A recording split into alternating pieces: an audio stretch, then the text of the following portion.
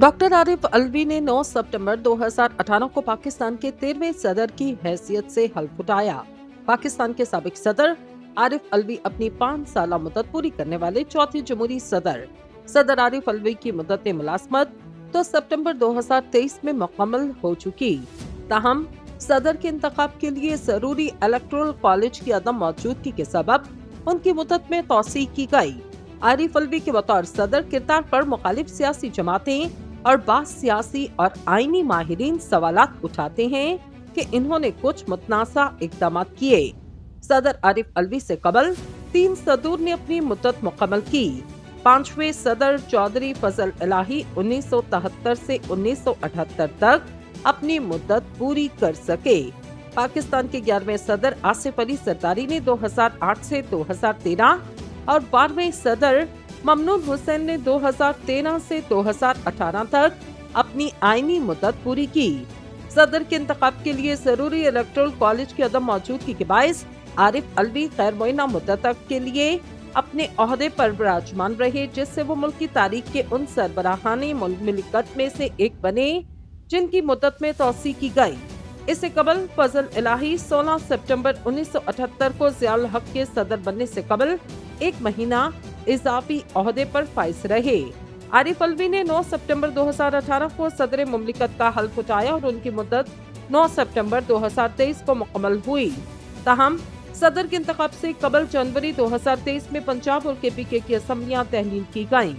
पाकिस्तान में मुमकिन तौर पर सदारती इंतखाब 8 या 9 मार्च को करवाए जाते। सदारती इंतखाब के शेड्यूल की तैयारी आइन के आर्टिकल 41 की रोशनी में की जा रही। इसके शक 4 में कहा गया, सदारत के लिए इंतखाब इस ओहदे पर फाइज सदर की मुद्दत खत्म होने से जायद 60 दिन और कम से कम 30 दिन कबल करवाया जाए। आरिफ अलवी के दौर में कुछ तनाज़ात खड़े हुए, जिनकी तफसील कुछ यूं है। मई 2019 के आखिर में सुप्रीम कोर्ट के सीनियर जज और मौजूदा चीफ जस्टिस काजी फाइज ईसा के खिलाफ सदर मुमलिकत की जानिब से भिजवाए गए रेफरेंस का आगाज हुआ।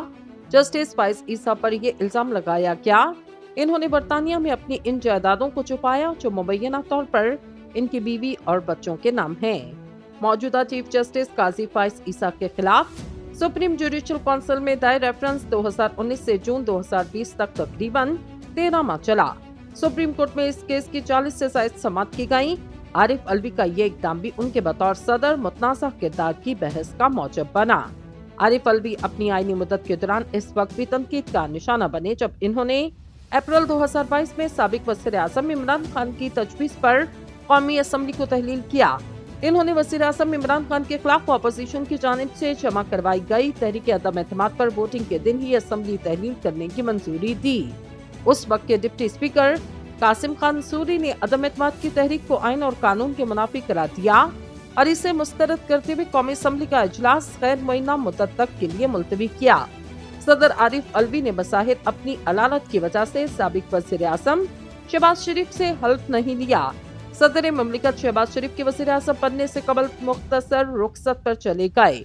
आरिफ अलवी की अदम मौजूदगी के बायस चेयरमैन सेनेट सादिक संजरानी ने शहबाज शरीफ से हल्फ लिया। आरिफ अलवी के हल्फ न लेने के मामले को सियासी मुबस्सरीन ने तनकीद का निशाना बनाया। आरिफ अलवी ने मई 2022 में गवर्नर पंजाब को हटाने के लिए वज़ीर आज़म के मशवरे पर अमल नहीं किया, जिस पर उनके सियासी हरीफों ने जानिबदाराना किरदार का इल्जाम आयद किया।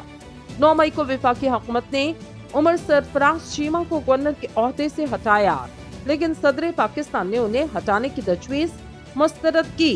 बिलाखिर 30 मई को आरिफ अलवी ने मुस्लिम लीग नून के रहनुमा मलिक उर रहमान की बतौर गवर्नर पंजाब तैनाती की मंजूरी दी, जिसके बाद इन्होंने अपने ओहदे का हल्फ उठाया।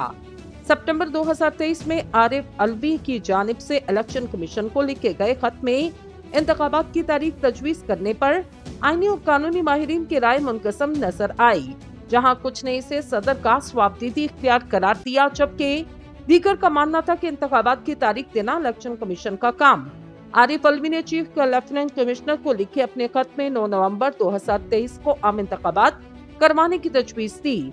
खत में सदर का कहना है कि इलेक्शन कमीशन कौमी और सूबाई असम्बलियों के इंतखाबात एक ही दिन करवाने के लिए आला अदलिया से रहनुमाई हासिल करे।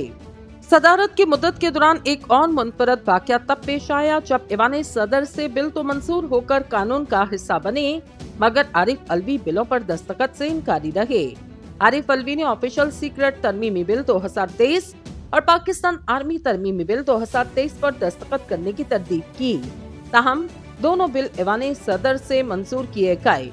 अगस्त 2023 में आरिफ अलवी ने अपने ट्वीट में कहा कि मज़कूरा दोनों बिलों पर मैंने दस्तखत नहीं किए क्योंकि मैं इन कवानीन से मुत्तफिक नहीं।